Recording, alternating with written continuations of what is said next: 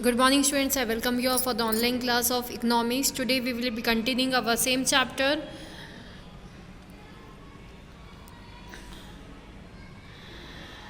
In this chapter, we have already learned about the quantity and the price and everything. Returns to a factor chapter.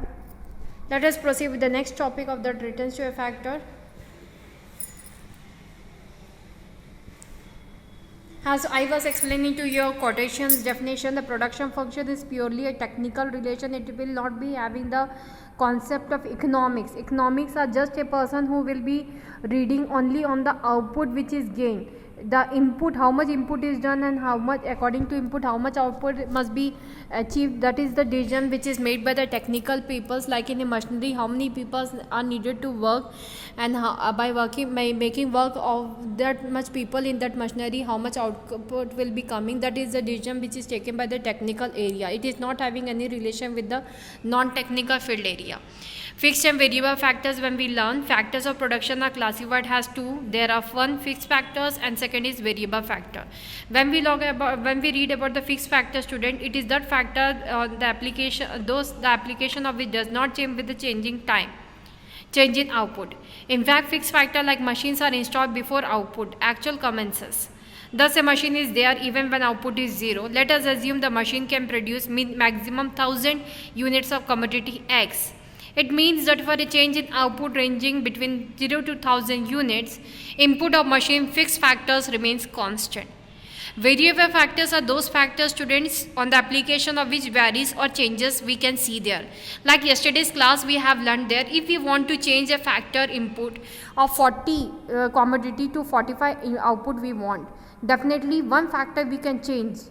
Capital, which is a fixed factor K, will be same, but variable factor, that is the labor, we can change to get the 45 units. It means if we can employ one more labor, we can achieve 5 more units of output. So that we were learning. Today's class and yesterday's class I also explained to you people the total product, average product and marginal product. When we talk about total product, TP, student, we have learned there total product is the sum total of output generated in a month, in a year. It is known as total product. Whereas when we talk about the average product, it is the average capacity we are maintaining in a monthly, in an year, accounting year.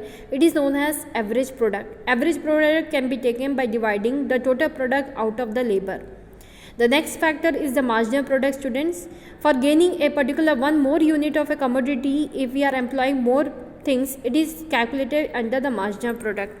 So that capacity is known as marginal product. So marginal product refers to change in total product when one more unit of variable factor is utilized for that. Okay, like from 4 to 5 labors has been utilized for producing the 45 units. Now the next comes, students, average product. When we talk about the average product, it is the output per unit of the variable factor. So per unit labor factor, when we are calculating the average, it is known as average product. I had shown one question also, and I say to you, practice at your home the total product, actual product and marginal product. I think from that particular mathematical point, it is very clear to calculate the total product, average product and the marginal product.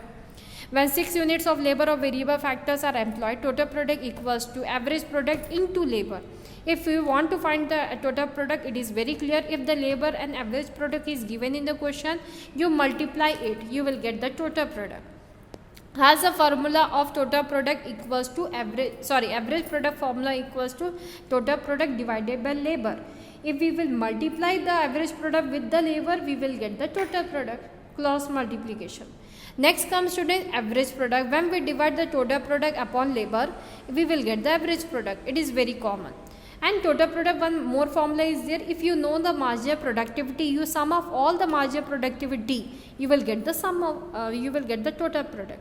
So these are the various formulas on the basis of which we can make the mathematical calculations, statistical calculations about the various factors, okay, for our learning purpose. Next comes, students, the negative marginal product. When the negative marginal product will come? Yes, MP can be negative. In which situation? Certain situations. What are the situation? Particularly when there is excessive employment or disgust unemployment. As in some public sector undertakings in India, excessive employment of workers more than required reduces overall efficiency of the workers, because of which MP may be negative. In such situation, TP increases when some workers are withdrawn. So MP can be negative, students. When it can be negative? It can be negative in the situation when certain situation, particularly when there is excessive employment or disguised unemployment. Some of the public sector undertakings in India is having this. Let us proceed with the next topic, negative market. If negative margin product is clear.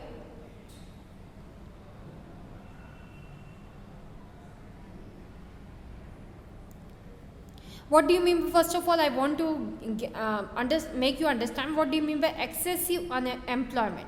Like for example, a piece of land is there where 4 farmers are required. But when the farmer's family increased, now 2 more people included in that farming activity. Okay. 2 more included with the 4, it is okay. But in the same piece of land, if more 2 added up, now in a piece of land where the capacity of 4 workers were there, now 8 people are working. It is known as excessive employment. And in this situation, it is known as disguised employment, because that 4 will not be helping to increase the production, because production will be limited with the piece of land. What will be happening now, that 4 extra will be creating more problems for the existing 4 workers to do the production activity. So here it is known as disguised unemployment. Okay, returns to a factor, the law of variable proportion when we want to learn. This is the important topic of this chapter. What do you mean by returns to a factor, student? Consider a situation where land is fixed factor and labor is a variable factor, and the farmer is producing wheat. Since land is a fixed factor and he can produce more of wheat only by using more and more of labor. Here comes an important question. Will every additional unit of labor employed on the given land yield the same amount of additional output of wheat? The answer is no. In other words, will MP of the labor remain constant for each and every additional unit of labor employed? Don't say maybe. It can never happen. If MP of labor was to remain constant no matter how much of labor is employed, then a country like India would have produced more and more of wheat using more and more of labor, because India is a labor intensive technique. Here we are getting easily the labor. People are more in number to do any type of work. But as per their capacity, the piece of land, the factors of production are not there in India. If we are dependent on these factors of production labor, as per the factor, it cannot be increased. Okay, so the answer is very wrong. So if MP of labor was to remain constant no matter how much of labor is employed, then a country like India would have produced more and more of wheat using more and more of labor on the same piece of land. It would have never faced any food problem. The fact of the matter is that MP must eventually diminish. The logic is simple. Always there is some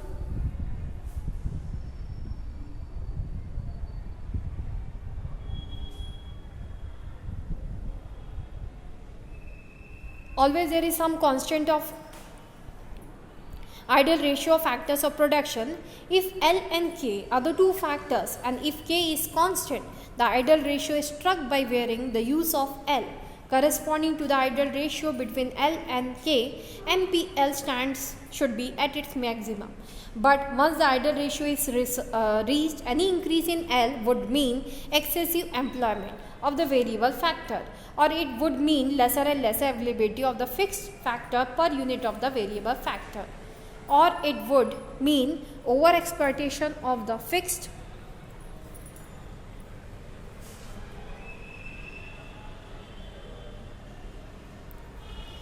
factor per unit of the variable factor, or it would mean overexploitation of the fixed factor. Accordingly, marginal product of labor must start declining.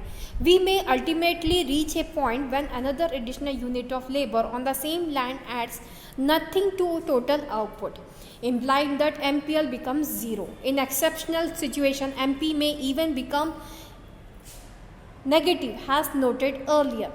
This is the essence of the law of variable proportions of the law of diminishing returns, also called law of diminishing marginal product. Okay, now comes law of variable proportions. States that as more and more of the variable factor is combined with the fixed factor, marginal product of the variable factor may initially rise, but eventually a situation must come when marginal product of the variable factor start declining. Marginal product may ultimately become 0 or even negative. So this is known as law of variable proportion. For you people, I want to again explain once again the law of variable proportion, which states that as more of variable factor is combined with the fixed factors, marginal product of the variable factor may initially rise. But eventually a situation will come when marginal product derived from the variable factor starts declining. As we learned now only before one situation, a piece of land in which 4 is the capacity of the labor, if more people are employed, it will not increase the production capacity, it will reduce. Like for example, if 4 is a capacity in a piece of land, and in the beginning 2 workers were working, 2 farmers were working in that piece of land, production was less. When third person employed, production increased. When 4th person employed, more production increased. But in a piece of land where the capacity is of 4 person, 5th person appointed, production capacity not increased but work become easier. The 6th person joined. Here the capacity again become increased.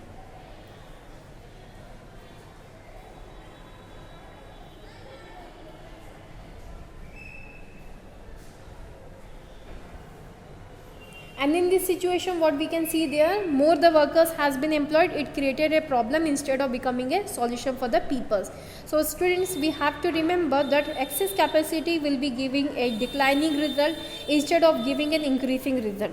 So that only happened there. Law of variable proportion states as more and more of the variable factor is combined with the fixed factor, it will just give a opposite result. Can MP ever rise? Yes, MP of the variable factor can rise, but only in a situation when the fixed factor is not fully utilized. If ideally 4 full-time workers are needed to cultivate 2 hectares of land, MPL may increase. When initially less than 4 workers are employed, MP should be maximum. When 4 workers are employed, M must start diminishing when more than 4 workers are employed. Thus, the law of variable proportions may be defined as under the particular thing what we have learned. The law of variable proportion you can define, you can see there a tabular and diagrammatic presentation of the law is stated here. The law of variable proportion is explained with the help of the table number 1 and figure number 1.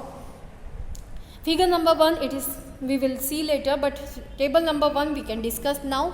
Units of land, you can see there how many pieces of land is there, 1 piece of land is there. Units of labor, how many are there, 1, 2, 3 and so on. Total product, how much, as I said, units of labor and the units of land, we will be adding up capital fixed factor plus variable factor equals to total product. So we here variable factor is labor and fixed factor is land. So 1 plus 1, how many is there, 2.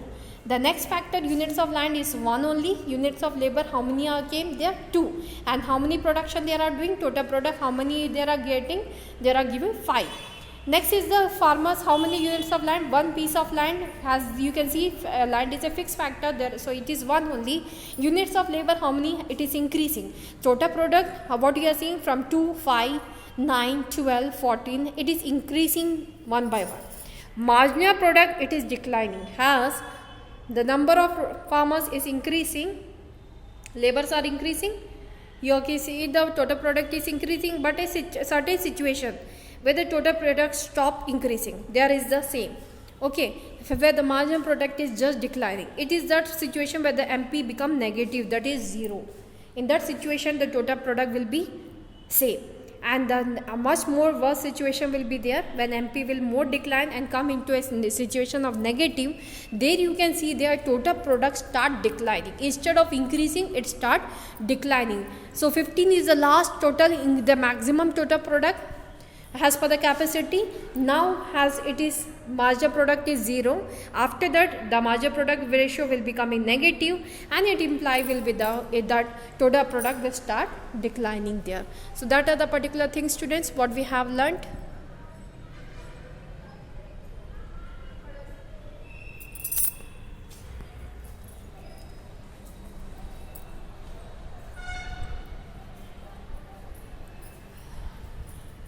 Law of variable proportions, the 2 diagrams are there which I will be going to explain in the next graph, in the next class. Increasing returns, diminishing returns and negative returns.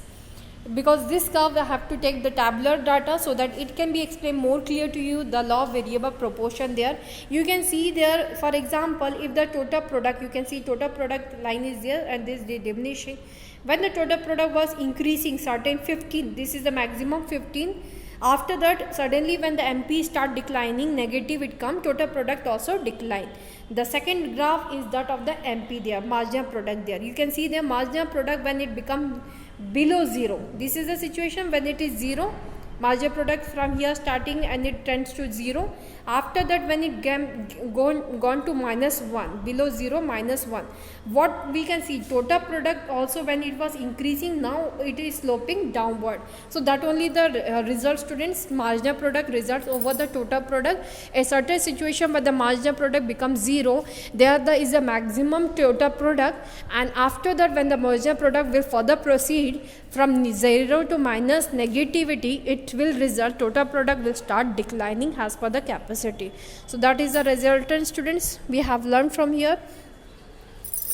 So today's work is to make the graph and the tabular presentation of this. You make the tabular data, make a graph of the two things, and then relate it, marginal product and total. Law of variable factor retains to a factor. Today's topic is this only.